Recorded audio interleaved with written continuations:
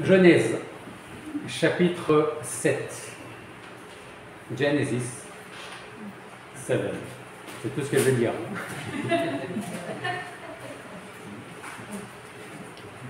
Genèse, chapitre 7, versets 1 à 16.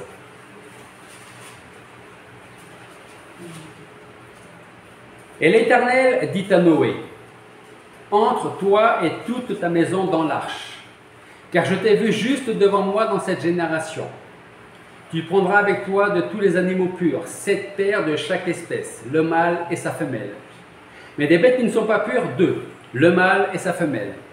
Tu prendras aussi des oiseaux des cieux, 7 paires, mâles et femelles, pour en conserver la race sur la face de la terre. Car dans 7 jours, je ferai pleuvoir sur la terre pendant 40 jours et 40 nuits, et j'exterminerai de dessus la terre tous les êtres que j'ai faits. Et Noé fit tout ce que l'Éternel lui avait commandé. Or Noé était âgé de 600 ans quand le déluge eut lieu, et que les eaux vinrent sur la terre. Noé entra dans l'arche, et ses fils, sa femme, les femmes de ses fils avec lui, à cause des eaux du déluge. Des animaux purs et des animaux qui ne sont pas purs, et des oiseaux, et de tout ce qui rampe sur la terre, 2 par 2, mâles et femelles, entrèrent vers Noé dans l'arche, comme Dieu l'avait commandé à Noé. Et il arriva au bout de 7 jours que les eaux du déluge furent sur la terre. Et en l'an 600 de la vie de Noé, au second mois, 17e jour du mois, en ce jour-là, toutes les sources du grand abîme éclatèrent et les bondes des cieux s'ouvrirent. Et la pluie tomba sur la terre 40 jours et 40 nuits. Et en ce jour-là, Noé, Sem, Cham et Japhet, fils de Noé, et la femme de Noé, et les 3 femmes de ses fils avec eux, entrèrent dans l'arche. Eux et tous les animaux selon leur espèce, et tout le bétail selon son espèce, et tous les reptiles qui rampent sur la terre selon leur espèce, tous les oiseaux selon leur espèce, tout petit oiseau, tout ce qui a des ailes. Ils entrèrent donc vers Noé dans l'arche 2 par 2, de toute chair qui a souffle de vie. Et ceux qui vinrent mâles et femelles de toute chair, comme Dieu le lui avait commandé. Et l'Éternel ferma l'arche sur lui. Prions. Père Céleste, nous voulons nous remettre devant toi ce matin pour que tu nous disposes favorablement pour recevoir ta parole et ton enseignement. Que tu veuilles nous instruire encore aujourd'hui, retenir ce que tu vas nous dire et le mettre en pratique dans notre vie.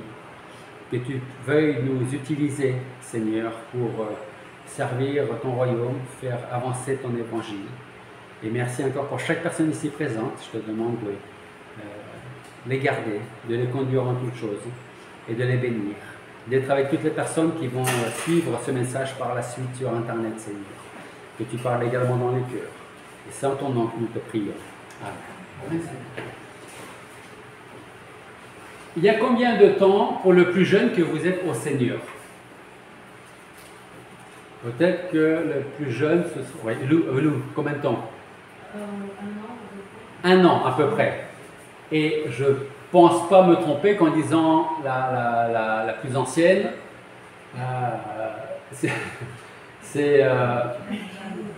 voilà, c'est Janine. Hein? Je vous pose cette question parce que j'ai une autre question. Avant votre conversion, avant d'être au Seigneur, si on vous avait dit un jour, Jésus va revenir, qu'est-ce que vous auriez dit? Qu'est-ce que vous auriez cru? C'est une question qu'on peut se poser. Si on vous avait posé la question, qu'est-ce que vous auriez dit, peut-être? Qui est Jésus? Peut-être qu'on me raconte des histoires. D'accord? En quoi ça me concerne? En quoi ça me concerne? Hein? En fait, je vous pose cette question parce que on aurait très certainement réagi un peu de la même façon que les hommes et les femmes du temps de Noé, quand Noé leur a dit « Je suis en train de faire un bateau avec mes enfants parce que bientôt Dieu va faire venir un déluge sur cette terre. Un jour, il va pleuvoir et l'eau va monter au-delà des montagnes. Et si vous ne rentrez pas dans l'arche, vous allez périr. » À l'époque, ce qu'il faut savoir, c'est qu'il n'avait jamais plu. En fait, la terre était arrosée avec la rosée du matin. Il n'avait jamais plu avant. Donc, quand vous dites à l'époque de Noé, il y a de l'eau qui va tomber du ciel et qui va aller au-delà des montagnes, et si vous ne rentrez pas dans l'arche, vous allez mourir, je pense que ces gens-là ont dû prendre Noé pour un fou ou quelqu'un d'un peu farfelu. Il est vieux, il a 600 ans, il commence à perdre la tête, il ne sait plus ce qu'il dit, il ne sait plus ce qu'il fait. En tout cas, je pense que c'est l'attitude que les hommes et les femmes du temps de Noé avaient envers lui. Au premier chapitre de la Genèse, chapitre 1, Genèse, Dieu regarde toute la création qu'il a faite. Il regarde toutes choses. Et qu'est-ce qu'il dit? Tout est bon, tout est bien, tout est parfait. Au 6e chapitre de la Genèse, Dieu regarde à nouveau vers le ciel et qu'est-ce qu'il voit? Genèse chapitre 6, verset 5.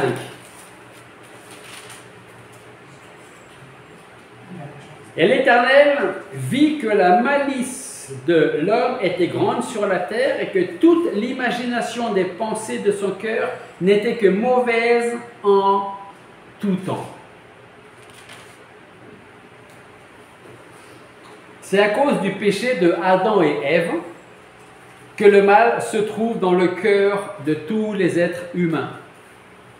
Et Dieu, dans sa justice, s'apprête maintenant, à partir du chapitre 6 de la Genèse, de détruire toute l'humanité, détruire en fait tout ce qu'il a créé et qu'il a dit, tout est bien, tout est bon, tout est parfait.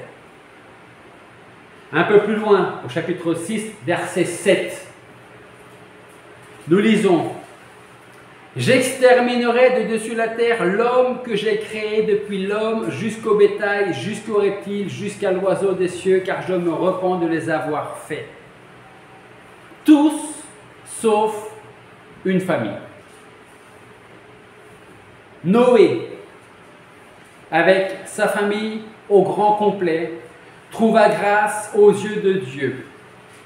Et c'est au sein de son plan de détruire tous les hommes, et avec raison, que Dieu va faire une alliance pour préserver la vie de Noé et de sa famille.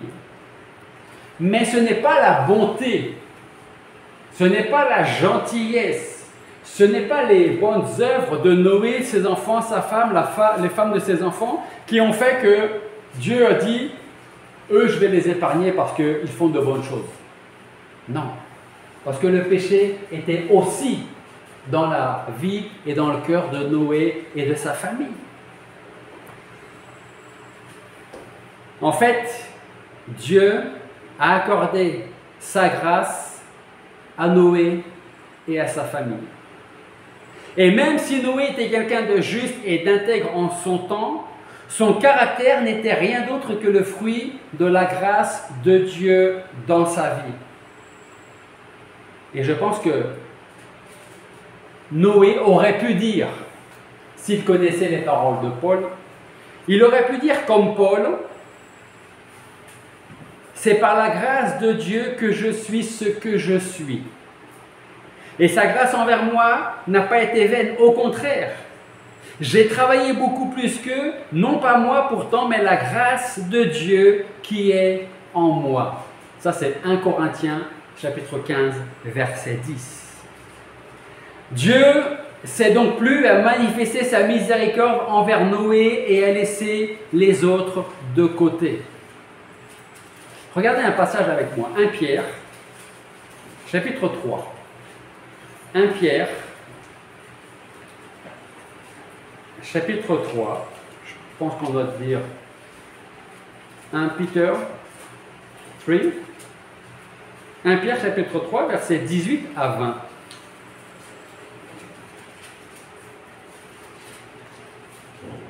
« 1 Pierre, chapitre 3, versets 18 à 20. Et qu'est-ce que nous lisons?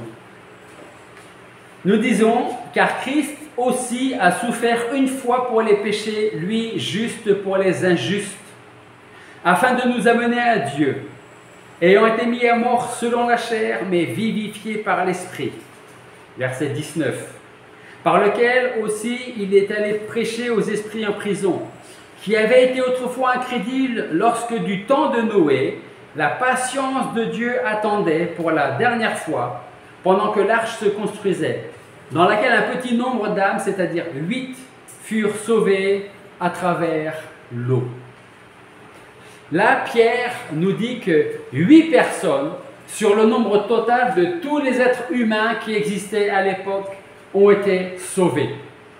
Alors, on est, je crois, 7 milliards quelque chose aujourd'hui.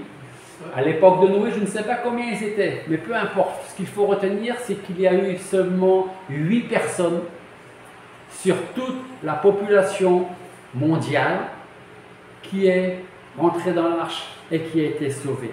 Ça veut dire que ça ne représente rien, 8 personnes sur la totalité. Ça prouve quoi? Ça prouve que le péché d'Adam a fait beaucoup de mal. Et on le voit encore aujourd'hui. Tous, du temps de Noé, tous ont refusé d'écouter. Tous ont refusé de se repentir. Personne n'a voulu rentrer dans l'arche. Et pourtant, je ne pense pas que c'est le manque d'encouragement, de zèle de Noé qui devait leur dire « Rentrez dans l'arche, venez dans l'arche ». Parce que si vous restez dehors, vous allez mourir. Vous devez rentrer dans l'arche. Et je pense que eux, ils devaient être là, en train de le regarder et se dire, mais qu'est-ce qu'il est en train de nous raconter, le vieux, là? Hein? Qu'est-ce qu'il est en train de faire? Le déluge n'est pas une histoire imaginaire. C'est un fait. L'arche n'est pas un mythe, c'est un fait également. Cette arche était le seul moyen de salut pour ceux qui voulaient entrer dedans et vivre. Alors, vous l'avez probablement deviné, je ne vais pas m'attarder spécialement sur Noé et sa famille et sur ceux qui sont restés dehors, mais plutôt sur l'arche ce matin. Parce que l'arche est une très bonne image de notre Seigneur Jésus-Christ qui se trouve être le seul et unique abri. Mais tout comme l'arche, personne n'a envie de venir à Jésus-Christ pour être sauvé. Parce qu'ils peuvent se poser la question, sauvé de quoi? Je ne suis pas malade, je suis en bonne santé, j'ai un bon travail, tout va bien dans ma vie. De quoi ai-je besoin d'être sauvé? On revient au temps de Noé avec ces gens qui disent, mais de quoi tu veux qu'on soit sauvé? De l'eau qui tombe du ciel, ce n'est jamais arrivé. Ça ne va pas arriver demain. C'est pour ça que Dieu doit faire le travail en appelant à lui les hommes qu'il veut sauver. Romains chapitre 9, verset 12 nous dit, non à cause des œuvres, du fait de pouvoir être sauvé, mais à cause de celui qui appelle. Ce n'est pas parce que je fais des œuvres que je vais être sauvé. Si je suis sauvé, c'est parce que Dieu m'a appelé pour être sauvé. Alors soyez certains que s'il existait un autre moyen, une autre voie qui mène au ciel, comme je le dis souvent, Dieu n'aurait jamais fait subir à son Fils le sacrifice de la croix. S'il y avait un autre moyen. Beaucoup d'hommes du temps de Noé ont cherché à se sauver eux-mêmes quand la pluie a commencé à tomber. Quand la mer est sortie, quand les fleuves sont sortis de leur lit. Ils ont dû se dire, mais en fin de compte, il n'avait pas complètement tort, Noé. Il nous disait la vérité et on ne l'a pas cru. Qu'est-ce qu'ils vont essayer de faire? Ils vont essayer de se sauver. Ils vont essayer de monter à un arbre. L'eau va aller au-delà de l'arbre. Ils vont monter sur les collines. L'eau va aller au-delà des collines. Ils vont monter sur les plus hautes montagnes. L'eau va aller au-delà des plus hautes montagnes. On va essayer de s'accrocher à l'arche, mais il n'y a rien pour s'accrocher à l'arche. Rien. Aujourd'hui, les hommes se moquent de Dieu et de son arche, Jésus-Christ, et ils tentent de se sauver par leur propre force, par leurs propres moyens, mais à la fin, il va leur arriver exactement la même chose qu'au temps de Noé. L'arche était à l'époque la seule voie de délivrance. Genèse chapitre 7. On revient à Genèse chapitre 7. À partir du verset 17. Genèse 7, 17. Et le déluge fut 40 jours sur la terre, et les eaux crurent et soulevèrent l'arche, et elle s'éleva de dessus la terre. Et les eaux grossirent et crurent fort sur la terre, et l'arche flottait à la surface des eaux. Et les eaux grossirent prodigieusement sur la terre, et toutes les hautes montagnes qui sont sous tous les cieux furent couvertes. Les eaux s'élevèrent de 15 coudées au-dessus, et les montagnes furent couvertes. Et toute chair qui se mouvait sur la terre expira, tant des oiseaux que du bétail, des animaux et de tous les reptiles qui se traînent sur la terre, tous les hommes, et tout ce qui avait souffle de vie dans ses narines, et tout ce qui était sur la terre ferme mourut. Verset 23. Tous les êtres qui étaient sur la face de la terre furent exterminés, depuis les hommes jusqu'aux bêtes, jusqu'aux reptiles, jusqu'aux oiseaux des cieux, et ils furent exterminés de dessus la terre, et il ne resta que Noé et ceux qui étaient avec lui dans l'arche. Et les eaux furent grosses sur la terre pendant 150 jours. Ça veut dire quoi? Ça veut dire qu'aucune maison, aucun arbre, bâtiment, aucun sommet, même le plus haut, ne pouvait servir de refuge. Le seul refuge qu'il y avait, c'était l'arche. C'est la même chose en ce qui concerne le salut aujourd'hui. Le seul refuge, la seule façon d'obtenir le salut, c'est de venir à Jésus-Christ. Christ est le seul sauveur, il est le seul chemin, la seule vérité et la vie. Il est la vie et personne, la Bible nous dit, ne peut venir à Dieu sans passer par Jésus-Christ.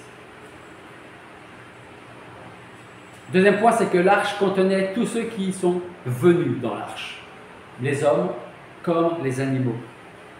Il y avait assez de place pour toutes les créatures que Dieu avait décidé de sauver, ainsi que tout le ravitaillement nécessaire pour l'année qu'ils allaient passer dans l'arche. Voilà pourquoi nous pouvons dire que Jésus-Christ est aussi le Rédempteur parfait, parce qu'il subvient aux besoins de chacun de ses rachetés. Dieu nous connaît, Jésus-Christ nous connaît. Il sait ce dont nous avons besoin et il nous le donne au moment opportun. Ce qui est formidable avec Christ, c'est que rien ne va manquer à celui qui place sa confiance en Jésus-Christ. Et vous savez pourquoi? Parce que Christ est capable de faire tout ce qu'il a promis. Premièrement. Deuxièmement, il est capable de sauver parfaitement tous ceux qui viennent à lui. Troisièmement, il est capable de garder ce que nous lui remettons, c'est-à-dire notre vie et notre âme. Et quand nous sommes dans la main de Jésus-Christ, personne ne peut nous prendre de sa main et nous enlever. Personne. Quatrièmement, il est capable de nous protéger de toute chute. Et cinquièmement, il est capable de nous ressusciter d'entre les morts. L'arche était le seul endroit qui pouvait contenir tous ceux qui étaient rentrés. L'autre point, c'est que l'arche était un refuge sûr, capable de surmonter le déluge.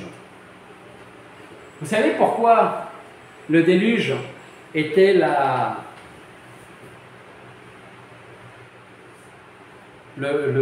presque on pourrait appeler ça le vaisseau, le seul vaisseau capable de surmonter le déluge. Vous savez pourquoi? Pourquoi est-ce qu'il n'y avait que l'arche qui était sûre? Parce qu'elle était fermée par Dieu. Alors, non seulement elle était fermée par Dieu, mais c'est surtout avant. Les plans ont été donnés par Dieu avec, comme l'a dit Fécia, tout ce qu'il fallait faire pour faire l'arche. Elle était enduite de bitume dedans et dehors, ce qui la protégeait de l'eau, du vent et de la pluie. Et personne à bord n'allait périr, tout simplement parce que c'est Dieu qui a donné les plans à Noé, à ses enfants, en disant « Voilà comment vous devez faire l'arche ». C'est Dieu qui pourvoit à tout. Parce que si Dieu avait dit à Noé, « Noé, avec tes fils, vous allez construire un grand bateau, vous allez faire venir des animaux et vous allez y rentrer, et on se revoit plus tard ». Il est fort probable qu'avec l'eau qui arrive en abondance, le bateau avec les plans de Noé aurait peut-être pris l'eau. Mais avec le plan de Dieu, l'arche n'a pas pris l'eau.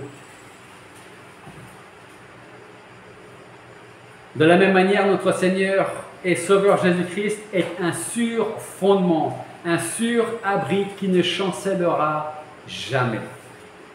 Il ne pourra jamais échouer. Et ceux pour lesquels il est mort ne périront jamais.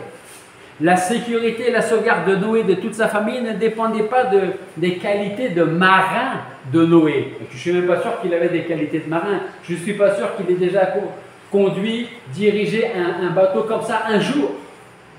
Donc tout était dans la confiance en Dieu. L'autre point, c'est que l'arche n'avait qu'une seule porte et une seule fenêtre. Une seule porte et une seule fenêtre. Une seule porte pour laisser entrer tous les animaux, les grands comme les plus petits. Pareillement, Christ a dit « Je suis la porte. Si quelqu'un entre par moi, il sera sauvé. Il entrera et il sortira, il trouvera de la pâture. » Il n'y avait qu'une seule porte, que ce soit pour le vieillard ou le jeune, pour le riche ou pour le pauvre. L'arche n'avait qu'une seule fenêtre. Et elle ne servait pas spécialement à regarder dehors, parce que je pense que si on devait regarder dehors, au bout d'un certain temps, je pense qu'on se serait démoralisé vite. Enfin, en tout cas, Noé et sa famille. Qu'est-ce qu'il y a dehors? De l'eau et de l'eau et de l'eau. Quelques jours plus tard, qu'est-ce qu'il y a dehors? Il y a encore de l'eau et toujours que de l'eau. 150 jours plus tard, qu'est-ce qu'il y a dehors? De l'eau toujours. En fait, cette fenêtre permettait à la lumière du jour d'éclairer l'intérieur. Et est-ce que Christ n'a pas dit qu'il était également la lumière? Parce qu'il est capable de nous éclairer, de nous conduire. Il est impossible de dire trop souvent et trop clairement que le seul espoir de l'âme à la recherche du salut repose sur le Seigneur Jésus-Christ. Tout comme pour l'arche. Il est le seul espoir pour les hommes de ne pas subir la colère de Dieu. Il ne se trouve de salut en aucun autre sous le ciel. C'est ce que nous dit Actes chapitre 4, verset 12. Si vous cherchez un nom sous le ciel par lequel vous puissiez être sauvé, il n'y en a qu'un. Jésus-Christ. Et en dehors de lui, il n'y en a pas d'autre. Dernier point. L'arche a permis à tous ses occupants de traverser le déluge en toute sécurité. Vous avez déjà vu, malheureusement, je pense, à la télé, quand il y a des torrents d'eau après 2 ou 3 jours de pluie, quand des fois, pendant 2 jours, il pleut l'équivalent de 2 mois. Vous voyez un peu les dégâts que ça fait. Pendant 2 jours, l'équivalent de 2 mois. Là, c'était pendant 40 jours. Imaginez, si on peut, la quantité d'eau qui est arrivée sur eux. Mais l'arche a permis à tous ses occupants de traverser le déluge en toute sécurité. Ça veut dire quoi? C'est-à-dire que de même, Christ est capable d'amener en toute sécurité tous ceux qui se tournent vers lui, pour qu'un jour nous puissions être assis avec lui dans son royaume, à sa table. Croyez-moi, si aujourd'hui il n'y aura plus de déluge, parce que Dieu l'a promis, il y aura, en tout cas pas de déluge d'eau, il pourrait y avoir des déluges dans notre vie, à cause de certaines circonstances, quelles que soient les circonstances. Comment nous allons les traverser? Avec nos propres forces? On va se débrouiller nous-mêmes? Ou avec l'aide de notre Seigneur Jésus-Christ? Il est le seul qui puisse nous garder dans sa main, nous faire traverser les difficultés, nous faire traverser les épreuves, nos déluges à nous, les miens, les vôtres, pour dire, t'inquiète pas, je te tiens, je te garde, et on continue la route. Prie. Père Céleste, nous voulons te remercier parce que, on le voit dans ta parole, c'est ta grâce qui a permis à Noé et à sa famille de rentrer dans l'arche que tu leur as demandé de construire avec tes plans à toi. Tu es celui qui connaît toutes choses. Tu es celui qui fait toutes choses parfaitement. Et nous voulons te remercier parce que pour nous, ce n'est pas une arche en bois que tu nous as donnée, mais c'est notre arche, Jésus-Christ, qui nous maintient hors de l'eau, hors des tribulations, loin du déluge que nous pouvons connaître dans nos vies. C'est lui qui nous garde, c'est lui qui nous protège, c'est lui qui nous conduit jusqu'à toi. Merci d'avoir accordé cette grâce à des pécheurs comme nous qui ne le méritions pas. Alors Seigneur, je veux te prier pour que s'il y a des personnes ici qui ne te connaissent pas personnellement, qui ne connaissent pas Jésus-Christ comme leur Seigneur et Sauveur, que tu parles dans leur cœur et que tu changes leur cœur afin qu'ils puissent croire. Et de la même manière que ceux qui vont nous écouter par la suite, toi tu connais les cœurs, tu connais les vies. Alors je te prie pour que tu veuilles continuer à les transformer et œuvrer dans ceux qui se meurent loin de toi, pour qu'ils puissent venir à Jésus-Christ. Et c'est dans ton nom que nous te prions. Amen.